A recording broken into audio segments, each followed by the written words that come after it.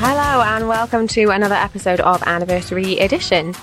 Today we are going to be talking about Batman, which celebrates its 30th anniversary this year. As always, obviously we will spoil the film, so do go and watch it and then come back and have a little listen. I'm Sophie and I'm here today with Tom. Hello. Hey, and Adam. Hey, how's it going? Hey, it's good, thanks. How are you guys doing? Yeah, doing well. So this is a 1989 American superhero film directed by Tim Burton.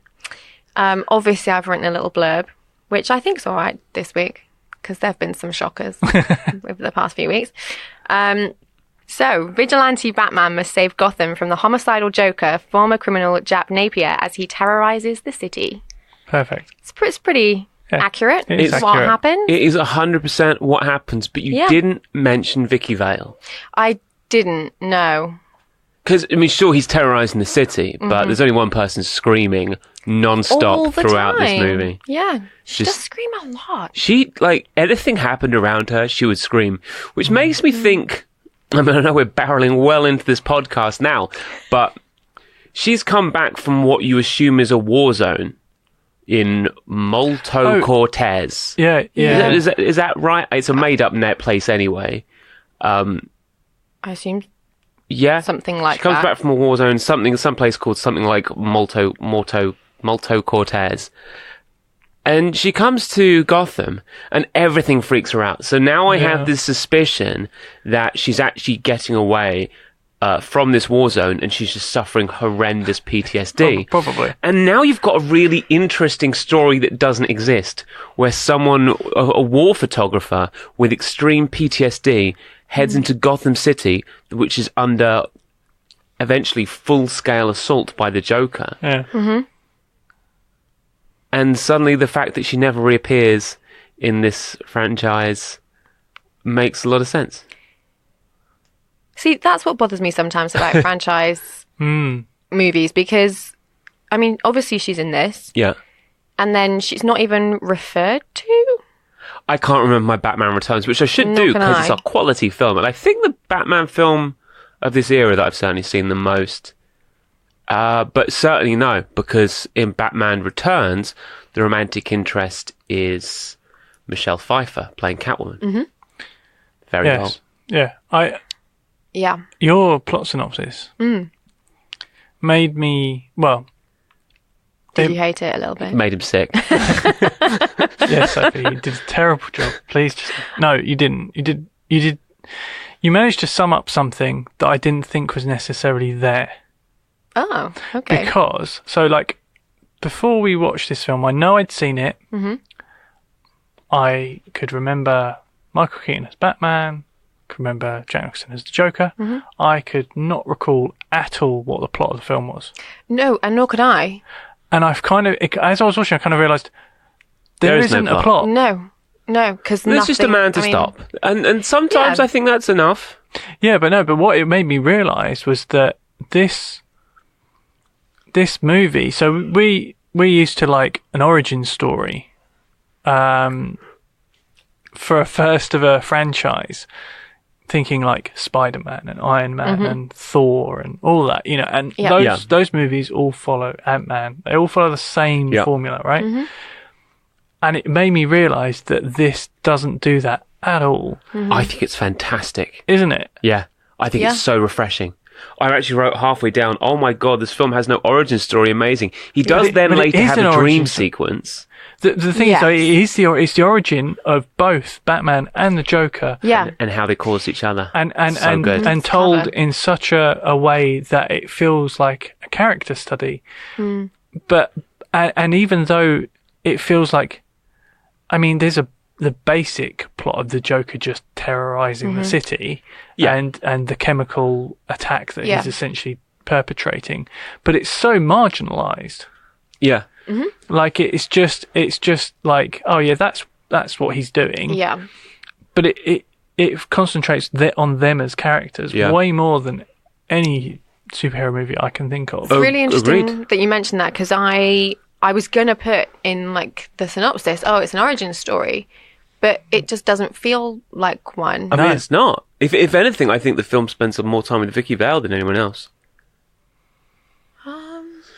And That's a good point, actually. I see Vicky Vale as sort of a cowboy comes to town. She's the window into learning these two stories about these two. How much do you find out about Bruce Wayne that isn't through the lens of Vicky Vale? Nothing really. No. You find out more. You find out, in fairness, you find out everything you need to about the Joker without Vicky Vale there. But I think you have to run those two trains into each other further down the track, as it were. I think that I was trying to think like what sort of like Batman or like I can't think of another movie that doesn't start like I was just like I'm sure this film is going to start with the scene in the alley. Mm-hmm. Well, that's what I thought too. I was rolling my eyes because it does start with a scene in an alley, and I was just like, and then I could, and then I looked at the characters, the parents and the kid, and I was like, hold on, it's not this right. family are working class. Yeah, that's not right. That's Yeah. not right. And I was like, oh, that's really bad. That's And clearly then a not hooker right. hits on the boy. Yeah. Do you spot that? Yeah, that's weird. That I was missed weird. that. Yeah. The little boy gets solicited by a prostitute. Yeah. Oh, that's not okay. And then He's young. they go into the alley, and then the attack goes, and obviously Batman appears, and it's like, wow. I was sat there thinking, is that the first time there's been like the first iteration of a character, and you don't meet Bruce Wayne first. You meet Batman first. In fairness, how did the first Superman start? Did that start with its origin story? Yeah, because it starts on start on Krypton? Yeah, Marlon Brando is. Oh. Okay, all right. Yeah, and the baby and then there's the whole sequence of him growing up. So the formula is there. Yeah. They just decide immediately to buck it.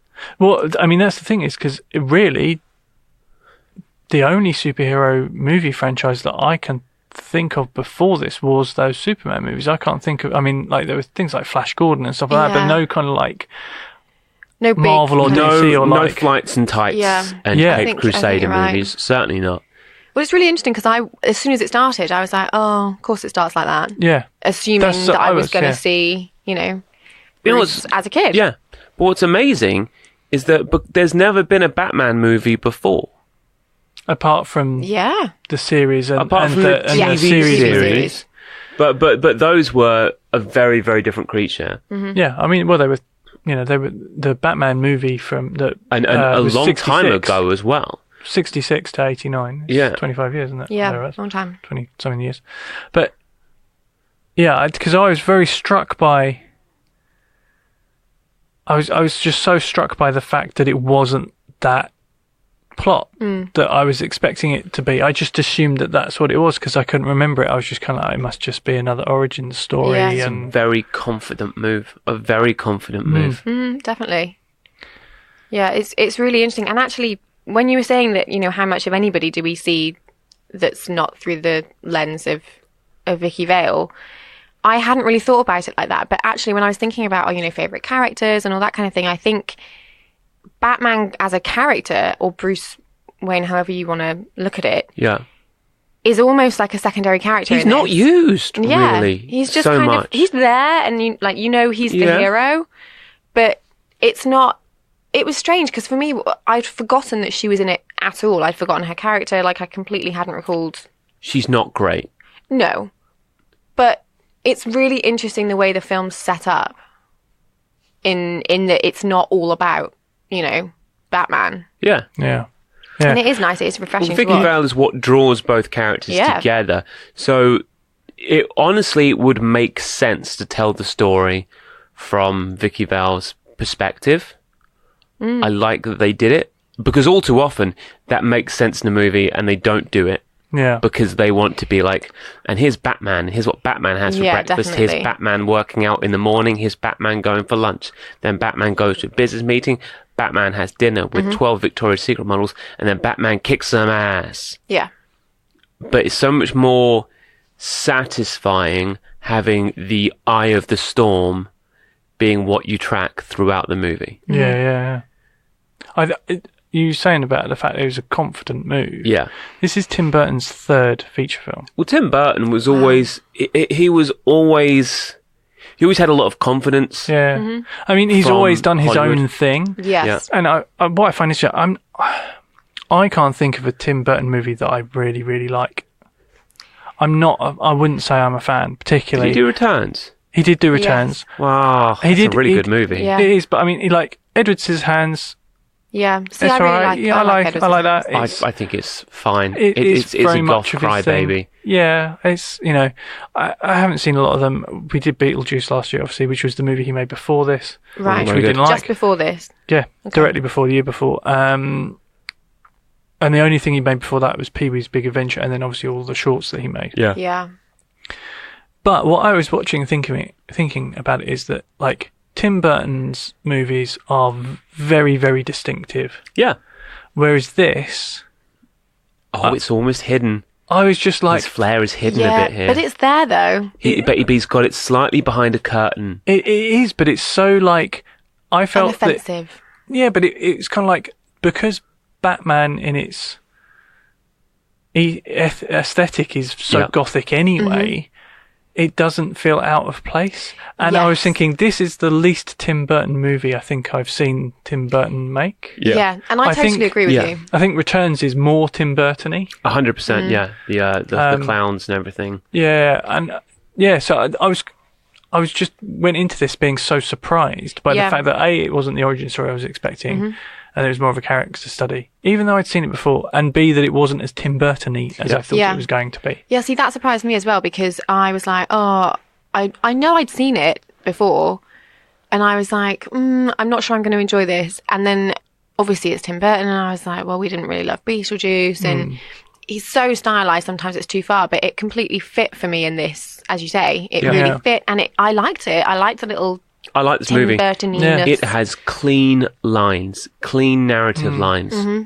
That's fantastic. It's so hard to tell a superhero movie, make it even remotely credible, telling it in a simple way. Yeah, definitely. I just read a piece of trivia that made me wonder if this was the reason it worked so well, is that this is the only time Batman has been on screen facing off against a single villain.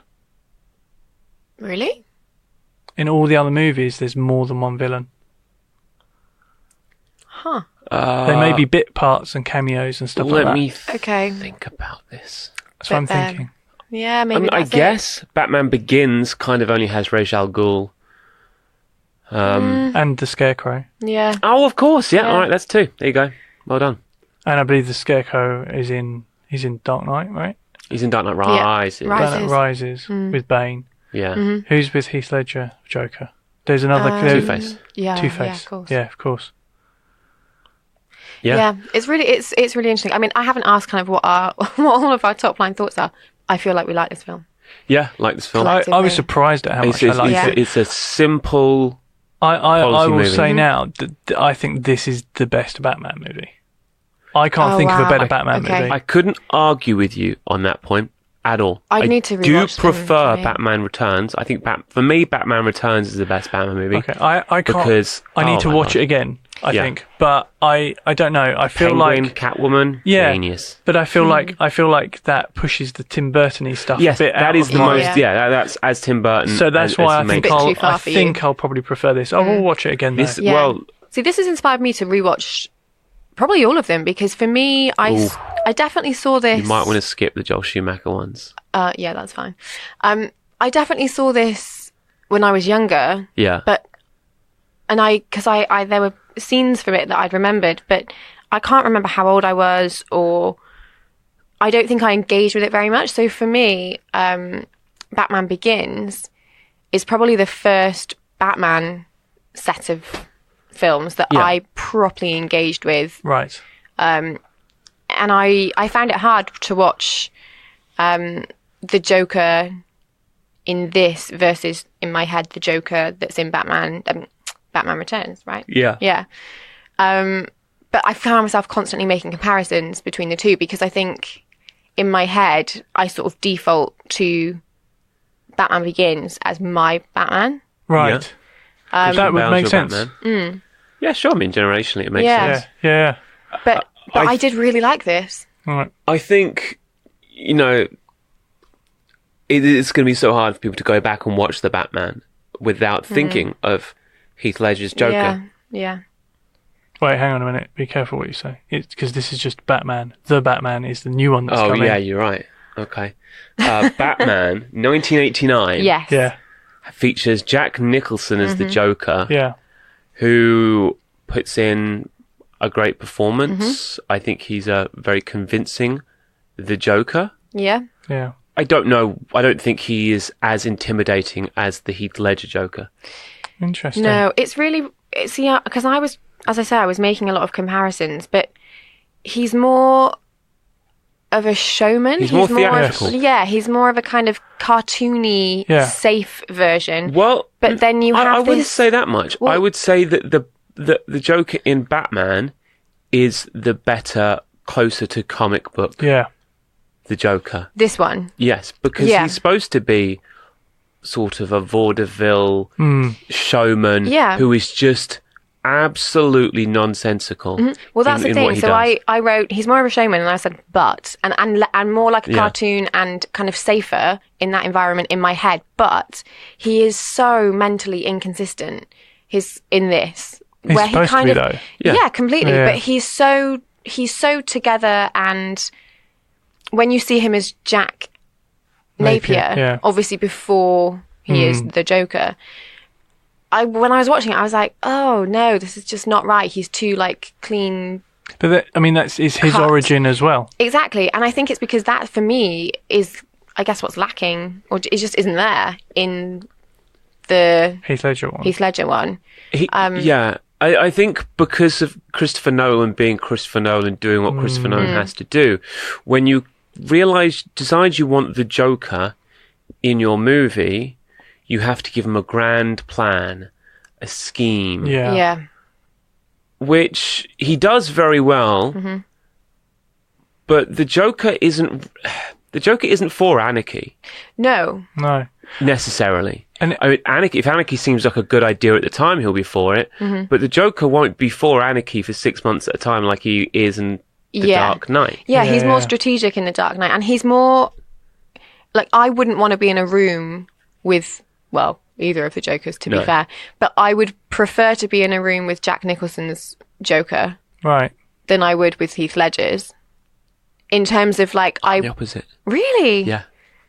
See, I just feel like Heath Ledger's performance, well, the Joker in that Batman is just terrifying. Oh, he's scary. Like, terrifying. But he has too much sense to him. I think if I was in a room with the Heath Ledger Joker, he would only kill me if he thought it would be a fun thing to do. If I was in a room with the Jack Nicholson Joker, he'd kill me regardless, and then whether he found it fun or not. See? On a whim, or... Yeah. Just like, it would just occur to him, should I kill him? Yeah, okay. Yeah. And then, I wish I hadn't killed him, but oh well. Fair. Yeah, I think I prefer the Jack Nicholson Joker. Okay. And I think it might be because as a kid I probably saw a lot of reruns of the 60s TV show, so he's closer to Cesar Romero as the Joker in that. Cesar Romero is like. Cesar Romero is also very consistent with the comic book Joker. Yeah. That being said, I think I prefer Jack Nicholson's same here. performance. I would 100% say, because I think he takes the Cesar Romero aesthetic and like he takes all of that vaudeville side of it, but he gives it an edge that they couldn't have in the TV show in the 60s. Yeah, like a razor's edge. Yeah. And I feel like the Heath Ledger stuff, it just didn't... It feels like Nolan basically said, whatever you do, don't be Jack Nicholson. Yeah. Which you kind of have to do, and that's fair enough. Do. Yeah. The one, I would say that Jack Nicholson's my favourite film Joker. Okay. But the one... How long ago was it? A few years ago, I watched a bunch of the 90s Batman the Animated Series. Oh... Okay. Well, Mark Hamill is the best Joker. And Mark Hamill as the Joker. See, you guys are like... amazing. You kind of lost me here. Didn't that show win an Emmy? I don't know. It was an animated series. Kevin Conroy as Batman and Mark Hamill was the Joker. And like it's a kid's cartoon. Okay. But Mark Hamill makes it just as unnerving as Heath Ledger and just as unnerving, but without the like certification, the terror, and like but without the tools that they have, being in a feature film that's going to be rated 12 or PG-13 or whatever you want to say, or 15 or whatever. He has to do it in a way that can be broadcast on PG. primetime kids TV. Wow. You know, and he does it brilliantly. See, because I don't know if I could pick which my favourite was in terms of which Joker I prefer. Right. I would really struggle, because I think they're both great interpretations. But I haven't seen, like I was saying, you totally lost me, because I haven't seen enough of the interpretations that are out there. Yeah. I wouldn't say I was a particular, like, I'm not massively into Batman particularly, but I just happen to have seen a bunch of different the variants. Won an Emmy. Yeah. Best primetime animated. Okay. The animation show. Yeah. Interesting. When very good. When did you guys first see this? So for me, like I said, I can't really remember, but Straight away. It would have been on. I was a huge comic book nerd. I didn't go to see it in the cinema. Because this was out in '89. So yeah, I couldn't go to see it in the cinema. Ah. No, me either. It was the first 12 rated movie in the UK, and they created that certification for this movie specifically. Oh, yeah. You said about that last week when we were talking about it. So I would have been too young to go. So I would have seen it on VHS or TV. Yeah, pretty much as soon as I can. Obviously, I wasn't born then. Obviously, of course. Yeah. Well, I definitely didn't see it because I was 2. So, wait, was I? Yeah, no, I was. So yeah, but do you think that's why you like this film so much? Because you saw it when we were kids. Because it's a common through line. It is a common through line. Something we've kind of picked up on. I would actually say no, because I didn't remember it. Exactly the same. If you'd had asked me before watching it again to review it in my memory, I'd have said, I don't know, 5 out of 10. Yeah. I remember it having, fine. Sort of being okay. I remember Jack Nicholson having like this big scene in an art gallery with gas masks. Oh, yeah. But that's sort of all I remember. I also remembered the investigative reporter who played very well by an actor whose name I can't remember. I can find out for you. I sort of remember Vicky Vale. Okay. It's Robert Wuhl. Yeah. Wuhl. Okay. Wuhl. Wuhl. Wuhl. Yeah. Wuhl. Either way, I remember some actors and I remember like a couple scenes. Okay. But watching it through as an adult, I think I said to you a couple of days ago that you might be surprised by Batman because there's a lot more, there's a lot more going on in the story than you'll remember. Yeah.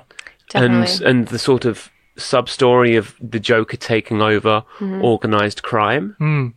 That's, they don't go into a huge level of detail, but they show him doing it. And then you fast forward to The Dark Knight when the Joker takes over organised crime just by stabbing a guy with a pencil.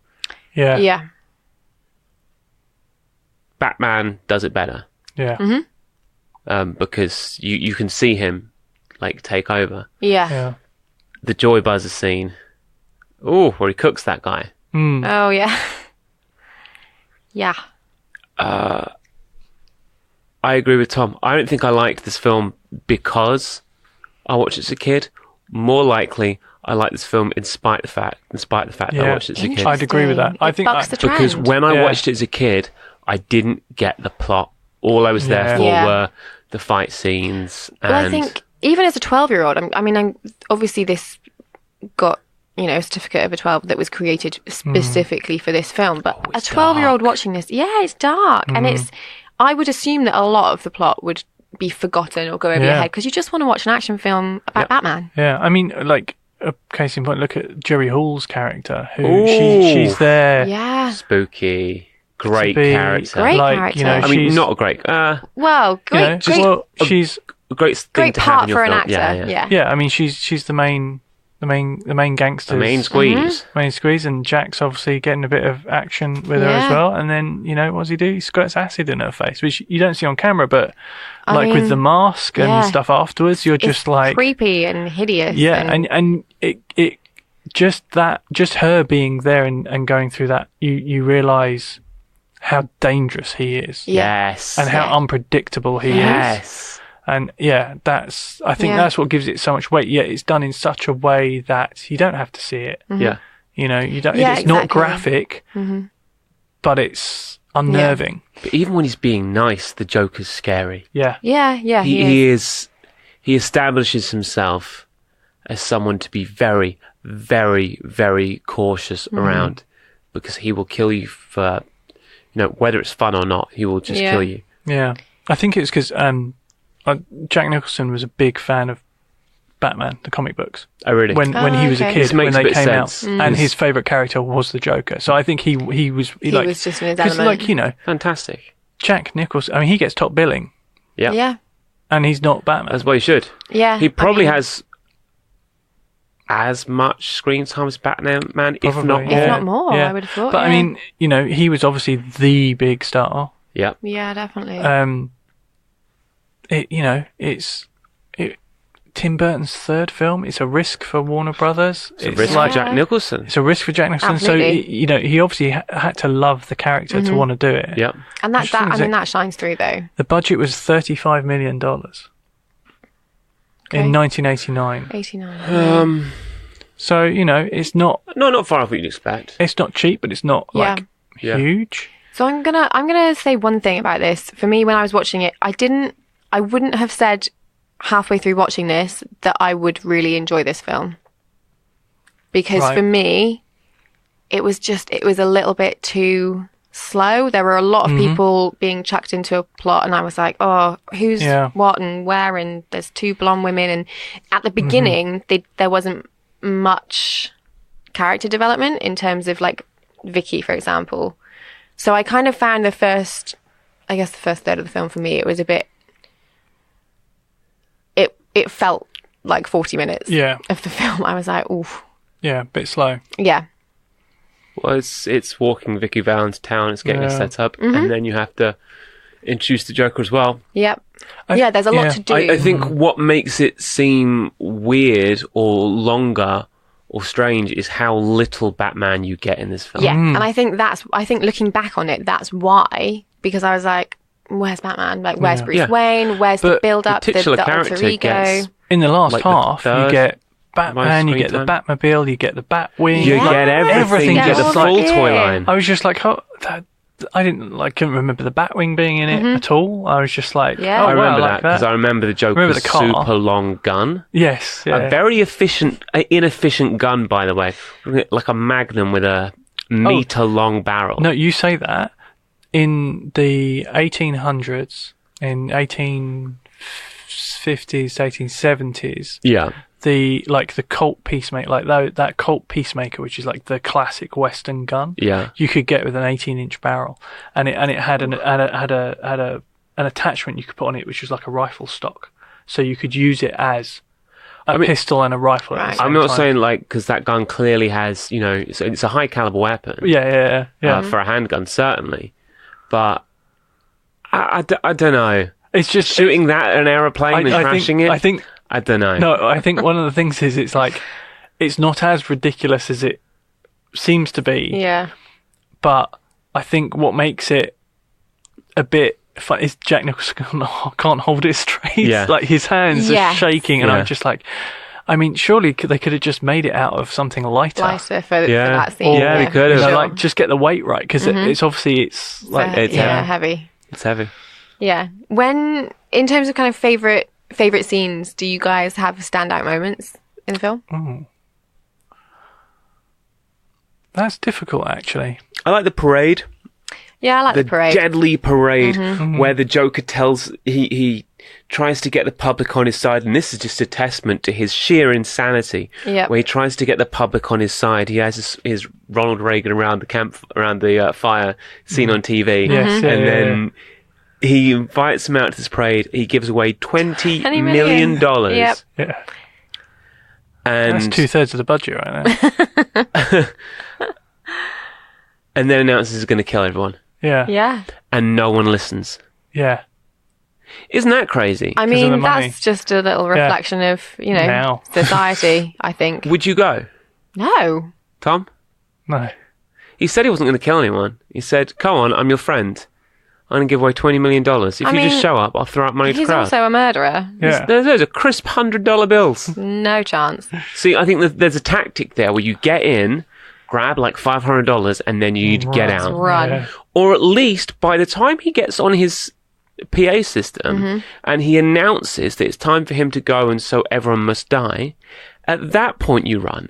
Yeah. No one did. No. Everyone was still scrambling for money. Listening. As I was going to say, they're not even listening, though. They just want the money. 60 seconds later, Vicky Vale says, oh God, he's going to kill everyone. Not even Vicky Vale, who wasn't in a greed frenzy, was listening to the Joker as he said he was going to kill everyone. Yeah, but, hindsight, hey? Brilliant shot when she's in her car and you see someone come out of a green mist. Oh, yeah. Smush their face onto the onto the windscreen. Yeah, Tom, how about you? Are there any moments that kind of stand out? I've been trying to think about that. I think Michael Keaton as Bruce Wayne is excellent. There's some stuff that he does. It's almost like it goes back to his sort of more comedic background. Yeah, he pulls in some really lovely touches of like just giving away that he's super rich without being like ostentatious about it. Like that I'm not even sure I've ever been in this room. And like, it's a really nice and just touch. like the fact that he never puts something down properly because Alfred's always there to kind of catch it. Yeah. And so he just doesn't notice that he's not putting things down properly. Yeah.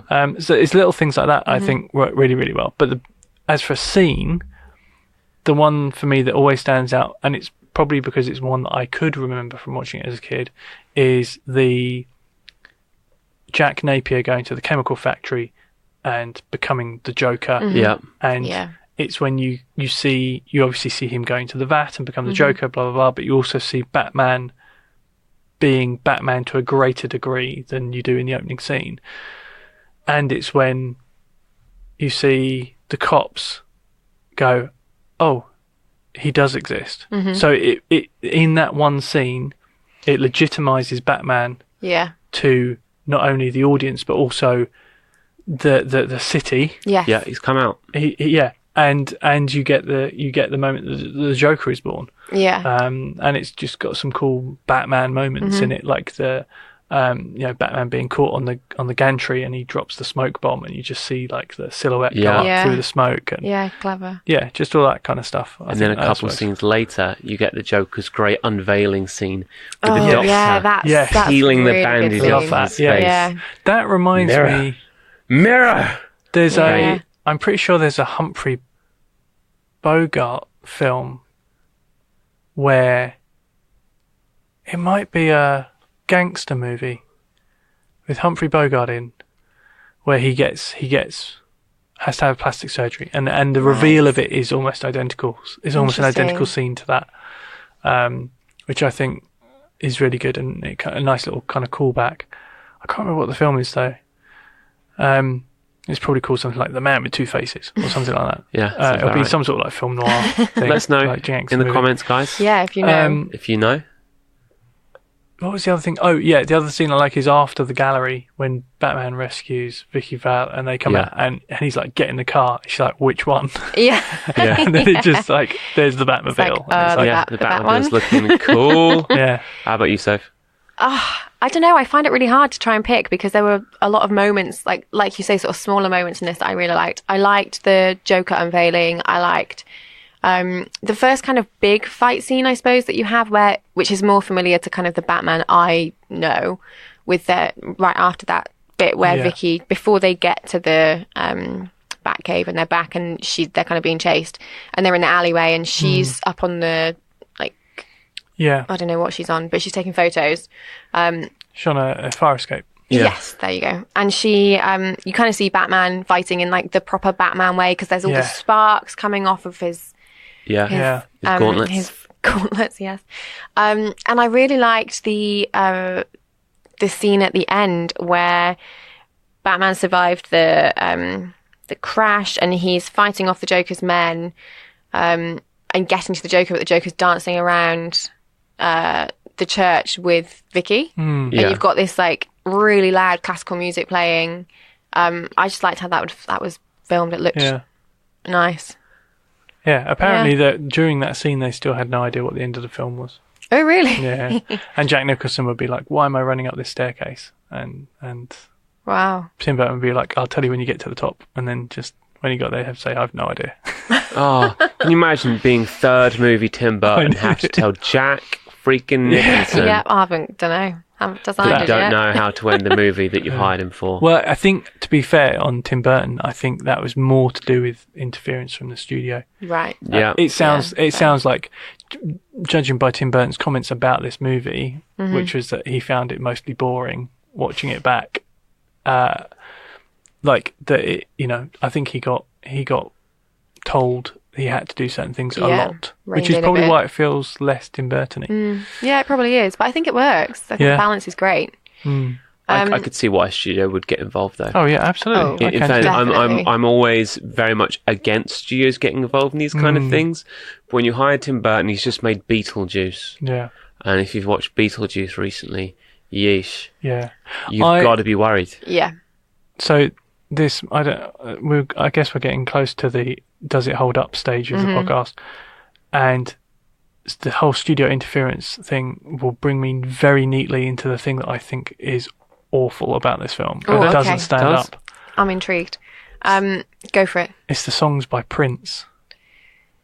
They stick out like a sore thumb. They're a bit weird because And Tim Burton Doesn't has like gone them? as it doesn't like them, doesn't Yeah, it understand why doesn't- they were used. It kind of doesn't. I mean, it's a work. marketing ploy, Yeah, sure, of course. but I don't understand Prince anyway. I just don't get why people like his music because I just don't. Oh, it's just- Purple Rain, come on. It just is. bit I just dreary don't. Purple Rain in my book. I just it's don't a great song. get it. I think When Doves Cry or Raspberry Beret, Okay. they're better tracks, but Purple Rain's a bit dreary. I just like I don't. I'm impervious to Prince. I think because I just don't. He's Prince-proof. To Prince. Yeah, it doesn't stick in my head. It doesn't. It's proof. It hasn't it just has so little effect on me. permeable. Yeah, I Wow. can't. I mean, fair enough. Just bounces straight off. Yeah. So for me, that I was just like, why? You're right though. It doesn't fit quite as well. No. It's a there's- weird sort of pop Yeah. hip hop. And when there's for the Joker to like. Yeah. Yes, and then when you He's a have in the classical music film guy, if he's anything. these bits of really intelligent use of music and juxtaposed against what's going on screen, and then you have those, you're like, I mean, Weird we're choice. slap bang in the era of the motion picture soundtrack Yeah. and all that kind of Yeah. stuff, which I get and I understand, and it was a key marketing thing. yeah, I just, when the score is so good. yeah. The score is amazing. I thought the score was a bit busy and a bit Really? weirdly triumphant Is it, at the end. It's Weirdly triumphant. Yeah. See, Is I it liked. not Danny Elfman? I was going to say liked it's him, Danny yeah. Elfman, and I thought I better just double check Yeah. that because I'm pretty sure it was him. But Yeah, I liked the music because I like it in general. I thought the Batman theme made for this film was really good, but I just think at the finale of the film it got a little weird. was a bit too much for It you. was a little bit superhero triumphant. Okay. it is Danny Elfman. Yeah. I was pretty sure it was. I just had that horrible moment of like, is it? Yeah, I like it. I think the score's good. What's weird for you about this film, Safe? What's weird for me about this film? I think the tech in it is What? the CCTV. It ages it, I think. I actually think that Batman can kind of get away with that. Yeah. He can, and I mean, Don't forget, he runs a technology I global company. I feel like it's the aesthetic of Batman, that kind of gothic thing. You can get away with that Yeah. sort of like. well, it works in the film. Yeah. It's not bad in the film. It's not. Yeah, it's not bad. It's just, it's an old film. You see that stuff and you're like, okay, it's an older film. It places it, where it was. Right. Well, Michael Keaton practically had a perm. Yeah, his hair. Wow. That's a think that's swept. just his- That's a back swept hair. No, he's done something. Oh, Don't it's kid just yourself. Natural hair, isn't it? He's just Don't kid curly yourself. I hair. mean, I don't know No. what's going on with that. He's But it's- swept it back hard. Right. It's Needs almost to not slightly. happen. Yeah. That was the first thing I noticed. I was like, oh, His hair. Bruce Wayne's hair. Yeah, I mean, Michael Keaton, we mentioned this last episode, very much not fancied for the role of Batman. Nowadays, it's probably the film he gets talked about the most. Yeah, and he is really good in it. I think, but his hair was weird. What else is odd about this film? I didn't write much. Oh, when they're falling at the end, and you've got the spotlights. Yeah. It just looks a bit, That felt very much like a TV caper. Yeah. It's funny actually, but it does it makes it very much an 80s movie. It does. If you look at the visual effects in this, they're much closer to Ghostbusters than they are to Jurassic Park. Yeah, definitely. Which it sits almost slap bang in the middle of. Yeah, but you're right. They are much more 80s. Which again is not a terrible thing. It's just it puts it in that. It's just how he killed off the bad guy in Temple of Doom. Genre. Yeah. Drop him. And Die Hard. Yeah. Very true. But I think that's it. I think those are kind of the only things really. They're small things as well that I thought were a bit. And I think for someone who isn't a massive Batman film fan, I guess initially there are a lot of characters to try and keep track of. And you're like, who's Jack Napier? I don't get it. Yeah, you weren't supposed to. I mean, the whole Jack Napier thing is not comic book. That's the thing. I didn't think not it in line was with the comic books. Comic book. But okay. I have to tip my hat to how elegant it is making them create each other. Oh, the Joker and Batman have always been arch nemeses. Yeah. Making them create each other in this film, whilst I'm sure film fans at the time probably watched it and they were like, it's bad enough they cast Michael Keaton, who I will now admit was very good in the role, but I can't believe they made Joker the person that killed his parents. Yeah. But I really liked that. As you say, great. I think it was really neat. Really elegant. I wasn't expecting it, and I didn't think it was gonna happen at all. It wasn't even on my radar. And then the moment that adult Bruce realizes, you're like, oh, no way. I think the comic book writers, I think if Bob Kane would have thought of that, it would have been in there. He almost would have been like, that is good though. Yeah. I mean, it's not my Batman, but it is good. I kind of feel like I don't read a lot of comic books. I've read a couple of the big well-known ones. I haven't read much, but I feel like as a film fan, being a super comic book fan, you're only ever going to be disappointed because there's so much. It's tough. You have to. There's so much you can explore with the comic books. You just have to see it as a different piece of content. Luckily, comic books have rebooted themselves so many times by now that if you've enjoyed comic books for 20 plus years, you will already have had multiple timelines of any one hero. So if you do watch a comic book movie now, you can just you can separate it in your head. I mean, that's true of any literature though, I think, because there's books that I love and the film adaptation, you're 9 times out of 10 you're going to be disappointed, or the TV adaptation, unless you get really, really, really lucky. And I suppose the way to deal with that is to think of them as separate things. It's using those characters as a foundation, but it can't ever be the same thing because it's never going to manage to put every single detail that's in a book. It goes back to the Gary Oldman quote, you have to take away a lot of a cow to make an OXO cube. Super true. It's a great quote. Yeah. Another great quote. Gary Oldman. Was in this film. You made me first. Yeah. Yes. Oh my God, I really love nice. that. When they really had nice. that, the confrontation. Yeah. It's so beautifully written. Yeah. Oh, and the first thing that Batman says, that line, I'm Batman. Yeah. Improv. No way. In the script, it was supposed to be, I am the Knight. Huh. And Keaton just changed it to, just I'm Batman. Good. None of better. that. I'm better. Batman. And he just nailed it. Keaton's Awesome. great in this movie. Yeah, he is. It kind of saddens me to think that he must have gone through hell all the way up until that film was made to get any kind of vindication that he could put in the performance required for this film. Yeah, he's really good. I think the moment they knew that they were onto something with this was the fact that there was so many people rallying against him. Yeah. They rushed a trailer. They put a trailer together and they put it out way earlier than they normally would. just to make people say this is what the movie's going to be, so they could gauge reaction. Yeah. To make sure they weren't making a mistake. That trailer was so popular.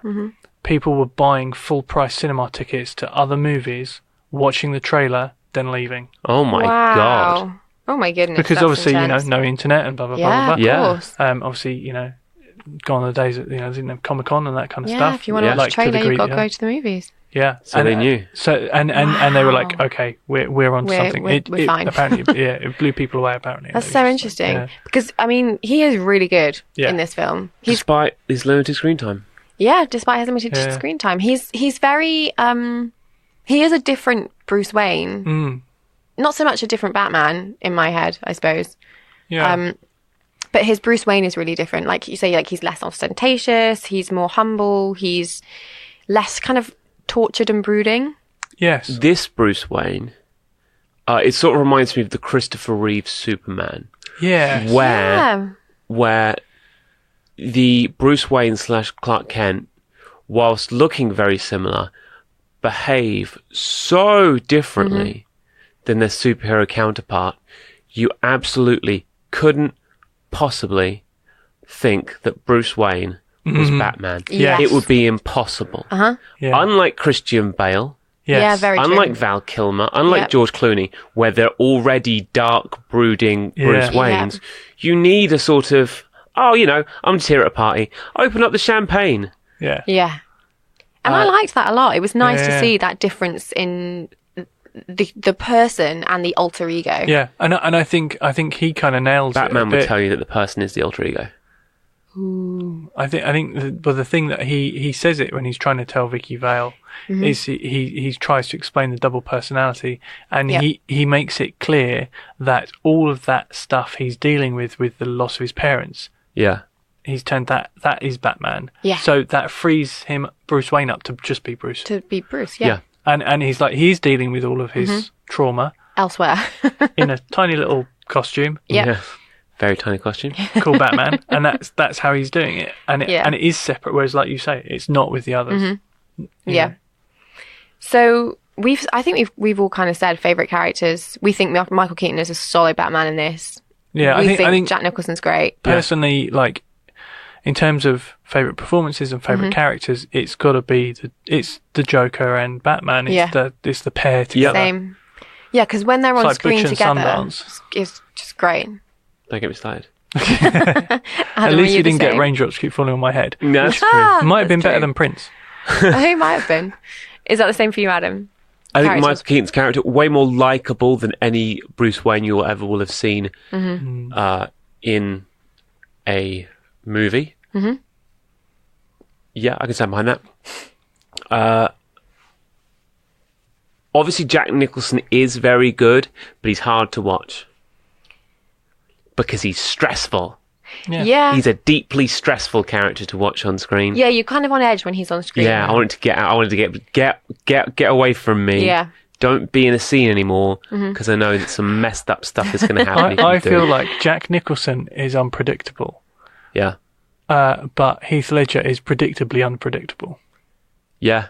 Yeah, that's fair. Yeah, Heath Ledger, people are like, oh, Heath Ledger, he's so crazy and mad. No, he's not crazy and mad. He's just going to be normal and then he's going to kill everyone. Yeah. That's not crazy and mad. That's just someone who wants to kill everyone. Yeah. Yeah. Yeah, the psychology behind it is different. Yeah. But we'd have to get a psychologist to chat about that in more detail. You know what I really like about the Joker? He wears makeup, and then when he wants to appear normal, he wears concealer over his makeup. Oh no, he doesn't wear makeup.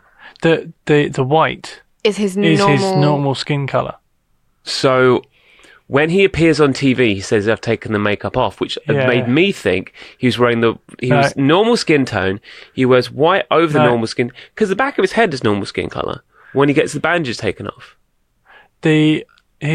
I think you're supposed to think that when the bandages come off, his face is white, right? As far as I'm aware, it's supposed to be a reaction to the toxic waste. When you see the hand come out of the toxic waste, it is white. Okay. So it has bleached his skin. Yeah. I suspect that is a continuity error that you've picked up on. Okay. Yeah. And then because that caused them massive problems, because there's the scene where he's got the... Yeah, I was going to say the scene, and he wipes off the flesh-coloured by accident, and they had to... The makeup they had to develop and figure out how to do for that. Yeah. They had to use, like, Pax paint, which is like your standard kind of clown sort of paint, to do the white, or similar to. Then they had to put, like, a silicone oil, silicone-based oil as a barrier. That makes sense. But nothing sticks to the silicone oil, so they had to like it was painstakingly difficult to paint the area. It's clever though. It looks with great. The flesh out, and then his handkerchief had to be coated with isopropyl alcohol to take off what was his, but leave the bit underneath. Great physical effect. A very simple shot. Done well. It's like it's almost throwaway. Really sells it. But it doesn't it. Yeah. Well, because then you see him putting on in the mirror when he puts on his, normal human-looking makeup over the top, because he's putting that. Yeah, like, putting on's no tone. problem. It's taking it off that's difficult. Yeah, we haven't talked about Vicky Vale much. No, we've spoken about the two characters we like: the hero, the titular hero, the villain. She doesn't do a lot for me. I'm not going to lie. Yeah, she's just a bit. She screams a lot. She's not really. I think she serves a very important function. She does, and she without her, like, you have to have her there. Yeah, she's the reliable narrator. But I don't know. I didn't like her a lot. I do kind of feel like she is more like a 40s comic book female character, as opposed to a progressive. So weak, considering she's supposed to be a war photographer. Yeah, she's not got as much gumption as you would expect. And she takes crap photos. Yeah, it's funny actually. Like I think I mentioned on the last podcast or the one before that I'd shown some of the 40s Superman cartoons to my daughter, and Lois Lane in those is like this super like bullshit. Yeah, she's like a firecracker. Absolutely, wouldn't want to cross her. And that's who I feel like Vicky Vale was supposed to be. Yeah. And it didn't quite. I don't have no idea what her character's like in the comics. I've never. No, I don't remember what she was like in the comics. Really, I don't think I bought a lot of standalone Batman comics. If I were to have read something with Batman in, it would have been one of his famous storylines, or it would be a Justice League. I think I might have read The Dark Knight. Yeah. Okay. Or The Dark Knight Returns, whichever one. Yeah. The Frank Miller one. Vicky Vale, nice. Yeah. No, I mean, she's just not. Yeah, she's not as. Who's your favorite Batman girlfriend? And why is it Dr. Chase Meridian? I don't know them well enough. I couldn't tell you. To say, she was mental. I couldn't tell you who they were. No, me neither. Like I even now that was, I can't. Nicole Kidman. Oh, what in? Okay. I can't remember it well enough.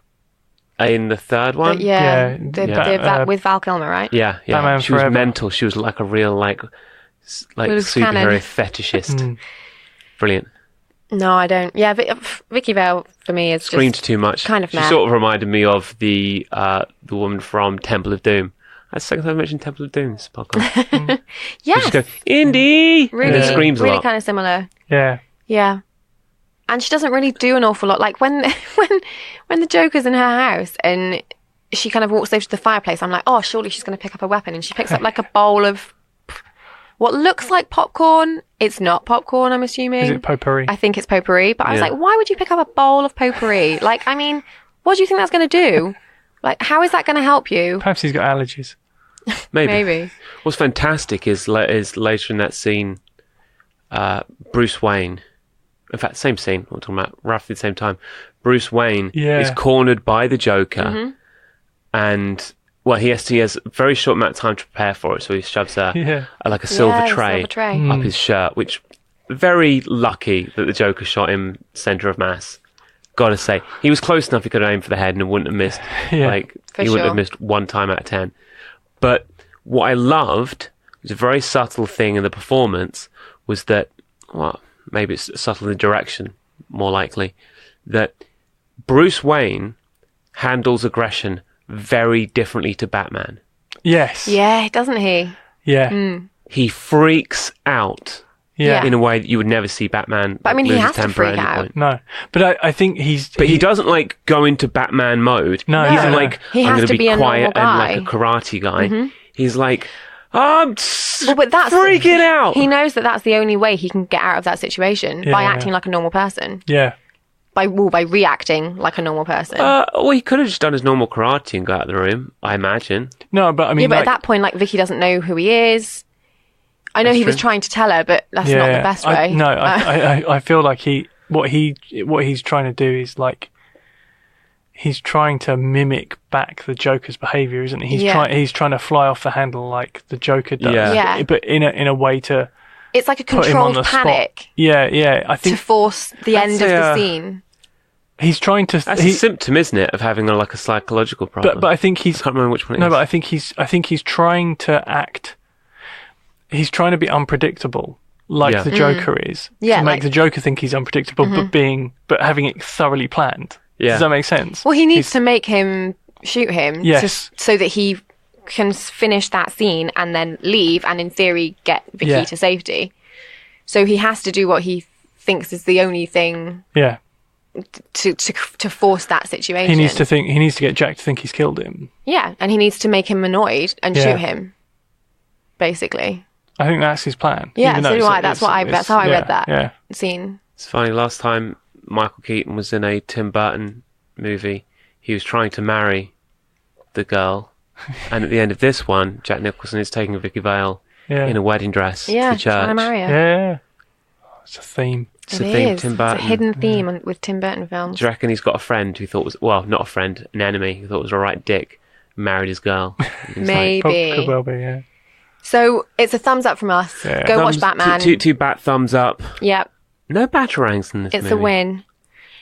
I think there might be one. Next week. Next week. We are going to be talking about... What? Tell me what my future holds. Forrest Gump. Oh, okay. Yeah. Oh. To block out some time to watch this one. How long is Forrest Gump? 2 hours 20. 2 and a bit. That's nowhere near as long as I remember Forrest Gump In my head, being. it's like 4 hours. Yeah. Forrest Gump seems to be... It's because it's every genre of film stuck into one movie. Yeah. Ooh, is that an insight into your understanding? Well, no, I'm just saying that it covers a lot of different things. Yeah. So let's talk about Forrest Gump. Okay, Obviously, Tom Hanks. Love Tom Hanks. One of his great performances. Mm-hmm. I mean, Tom Hanks has a lot of great performances. He does, But Forrest Gump is one of his more quotable up there performances. Was his first Oscar, was it?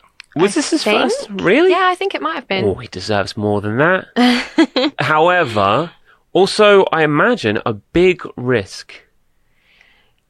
Yeah? A neurally divergent guy. Mm-hmm. It's so hard to tell a story like that without just being pretty offensive at times. Yes. Yeah. Definitely. It's a very difficult line to tread. Yeah. But very much so. This is an extremely heavily awarded film and a very well reviewed film. It is. It's Tom Hanks. It's Gary Sinise. Yep. But it's pretty much just Tom Hanks. Yeah. Well, it's also Sally Field and oh my goodness, who plays his girl, Robin Wright, Princess Robin Prescott. Wright, yeah. Of course. See, because I've seen this film, I think, probably 3 times. Okay. So I've seen it, a few times, but I don't have it on DVD. No. Do you not think it's good enough to have on DVD? I do. I think every time I watch it, I really enjoy it. I just don't often get the urge to watch it because I feel like it's really emotionally draining and... It's a very emotional film. It's really intense. If you're listening to this and you know nothing about it, really, it's a fictional biopic about, again, a neurally divergent guy from the Deep South. Or Australia. I mean, that's kind of south. That's the south that you can get, Tom. Come on. All right, fair enough. I can't do accents. Leave me alone. But he who lives a truly extraordinary life and finds he does relationships and success that vastly are beyond the reach of the simplicity he starts out at. Along the way, he joins the army. Yeah. He goes to war. He runs across the country. He does. meets a president. Mm-hmm. I've actually been to the place that he stops running. Yeah. Oh, wow. Really? That's a really obscure movie tour. It's so weird. Yeah. But he lives a fantastic life that's well worth watching. If only just to go on a hell of an emotional roller coaster and get taken in by a performance from Tom Hanks. That if he wasn't at the highest tier of his profession, he would be forever after Forrest Gump. Yeah. It got 13 Oscar nominations. Wow. 13. There you go. And it won 6. I think the reason it won 6. Including Hanks for Best Actor. Okay. And was that his first? Do we know? More research to come. More research. I'm TBC. pretty sure it was his first. Unless Philadelphia was before. I don't know. See, I think the reason I don't own this is because I don't like how I feel afterwards. Oh, interesting. Yeah. Fair enough. But why do you think people should watch it? People listen at home being like, I don't know whether I should listen to Anniversary Edition next week because I haven't seen Forrest Gump. Okay. And why honestly, Gump is a dumb name, so I don't know why I should watch it. I think it is an incredibly interesting story to watch. I think, as Tom said, there's so many genres in there. But I think you just root for Forrest Gump, you know, from day one, from when the film starts. He's a nice guy, and he has that. Yeah, okay, lots happens that, you know, you think that's maybe beyond what your life could have been. Yeah. But it's incredible, and I think Tom Hanks's performance is outstanding. He did win for Philadelphia the year before, so he won Best Actor 2 years running. 2 years in a row. Whew. That's how good this film is, and that's how good his performance is. You should definitely watch it. Do you have any? Do you remember this film well? I've seen it once. Okay. And I've read the book. Ah, okay. And I don't remember it. I don't remember it being something that really struck me. Okay. Oh, interesting. Like I don't remember being blown away by it. Right. Okay. I don't remember thinking that was amazing. See, I don't know that I was the first time either. Yeah. Actually. So I'm not sure. And I remember, interestingly, the two of the things that stick out. I don't even know why I read the book. Okay. I think I might have got the book free on a cover of a film magazine. Oh, right. Okay.